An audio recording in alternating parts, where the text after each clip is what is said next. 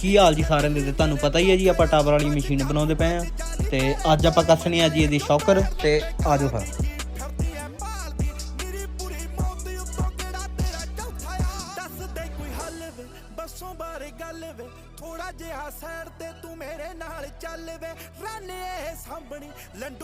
ਆਪਾਂ side change ਕਰ ਲਈ ਆ, ਦੂਜੀ ਸਾਈਡ ਤੇ ਆਪਾਂ ਚੈਨ ਕੱਸੀ ਤੇ ਇੱਧਰ ਆਪਾਂ ਲਾਵਾਂਗੇ ਸ਼ੌਕਰ। ਤੇ ਇੱਕ ਸ਼ੌਕਰ ਪਹਿਲਾਂ ਹੀ ਕੱਸਿਆ ਸੀਗਾ ਤੇ ਇੱਕ ਸ਼ੌਕਰ ਆਪਾਂ ਵੀਡੀਓ ਵਾਸਤੇ ਰੱਖਿਆ ਸੀ।